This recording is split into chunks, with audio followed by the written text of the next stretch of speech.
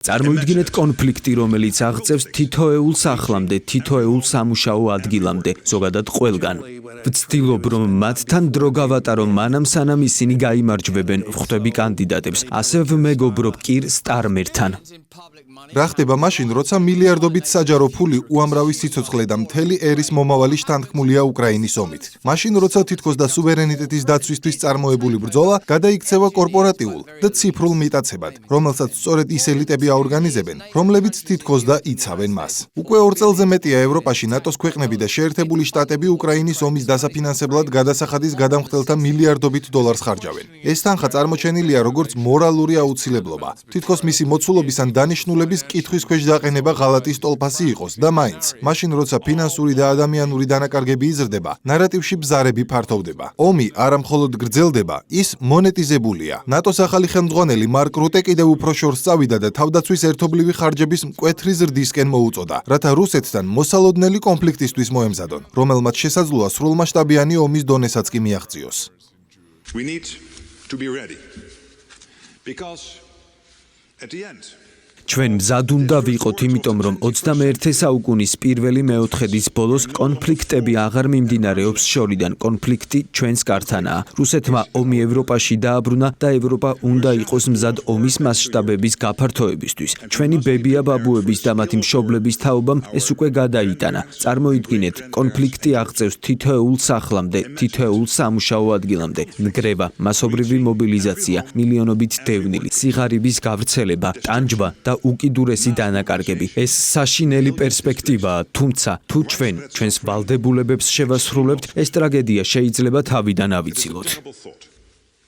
But if we deliver on our commitments, this is a tragedy we can prevent. NATO is here.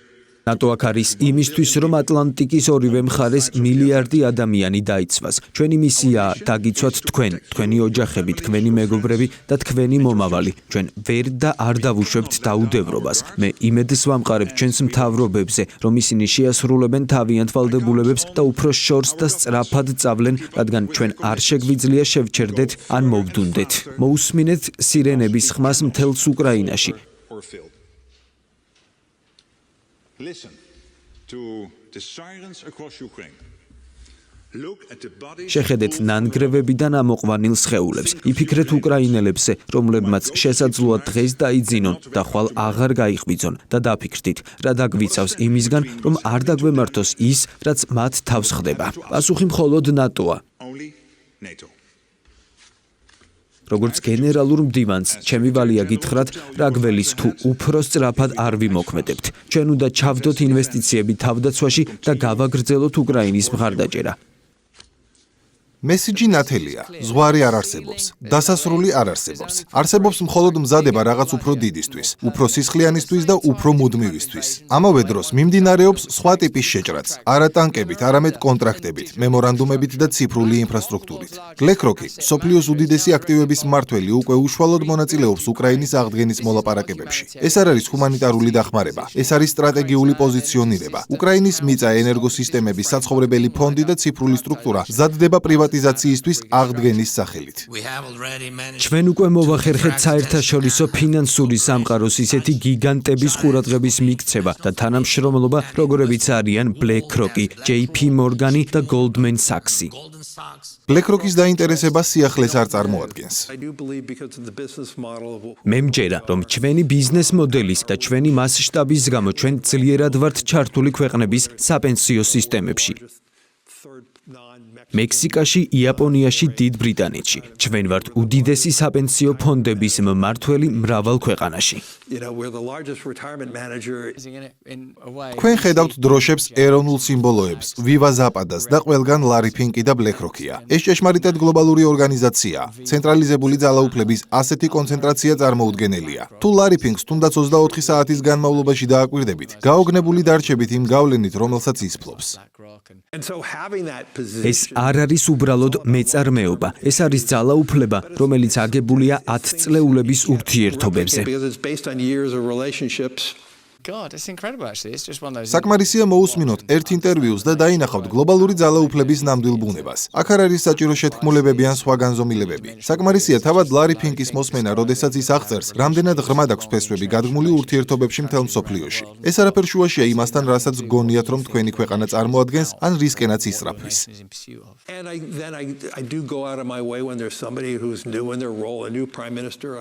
როცა ჩნდება ახალი პრემიერ-მინისტრი, მე ვცდილობ შევხვდე მას, მანამ სანამ ის გაიმარჯვებს, ვატარებ დროს კანდიდატებთან.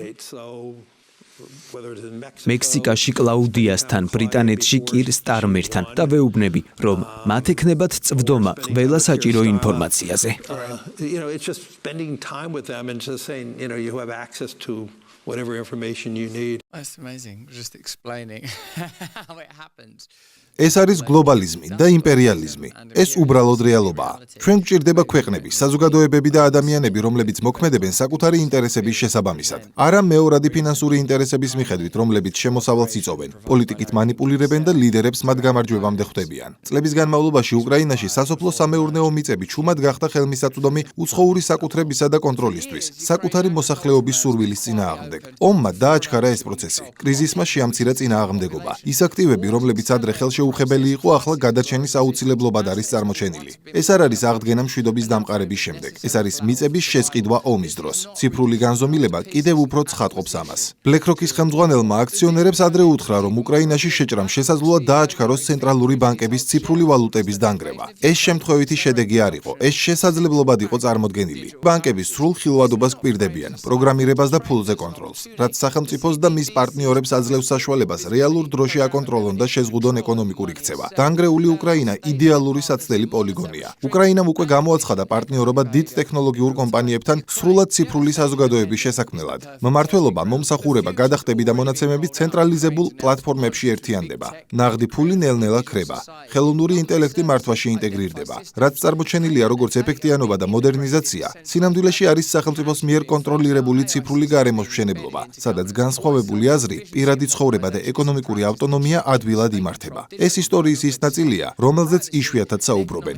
დასავლური მთავრობები და მათი კორპორატიული მოკავშირეები უკრაინას უბრალოდ არ იცავენ. ისინი მას ცვლიან. ომი ამ ყველაფერს გამართლებას აძლევს. საგანგებო მდგომარეობა აქრობს თანხმობას. ფინანსირება ქმნის ბერკეტს. უკრაინა იქცევა საცდელ მოდელად მომავლისთვის, რომელიც ბევრ ელიტას სურს ყველგან. უნაღდო, ავტომატიზებული, ფინანსურად შეკუმშული და პოლიტიკურად შეზღუდული საზოგადოება. ამ გარდაქმნის ადამიანური ფასი უზარმაზარია. უკრაინელები იხდიან სიცოცხლით, დევნით და სუვერენიტეტის დაკარგვით. დასავლელი მოქალაქეები იხდიან გადასახადებით, ინფლაციით და საკუთარი საზოგადოებების ნელი მილიტარიზაციით.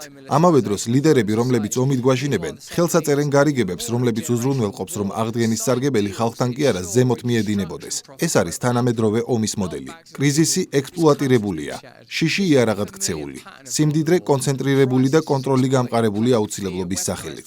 უკრაინის ტრაგედია რეალურია. მისი ტანჯვა უდავოა, მაგრამ ეს ტანჯვა გამოიყენება უსასრულო დაფინანსებების გასამართლებლად პასუხისმგებლობის გარეშე, კორუფციის დასაფარად და პრივატიზებული აღდგენისა და ციფრული მომმართველობის მოდელის გასატარებლად. ისეთი მოდელის, რომელიც მშვიდობიან დროს საზოგადოებრივ გადამოწმებას ვერ გაუძლებდა. რაც უკრაინაში შენდება, უკრაინაში არ გაჩერდება, თუ ეს მოდელი წარმატებით დაინერგა. ეს იქნება ყველგან. ომი გადასახადის გადამხდელთა ფულით, აღდგენა კორპორაციების ხელით, ყოველდღიური ცხოვრება ალგორითმებით მართული და სახელმწიფო პლატფორმებით დამტკიცებული. ეს რა თქმა უნდა არ ეხება დემოკრატიის დაცვას. ეს ეხება დემოკრატიის გარდაქმნას რაღაც სრულიად ამოუცნობრავად. უკრაინა არ იბრძვის საკუთარი მომავლისთვის. ის გარდაიქმნება პროტოტიპად ჩვენი ყველას მომავლისთვის. Ukraine is not fighting for its future, it's being turned into a prototype for all our futures.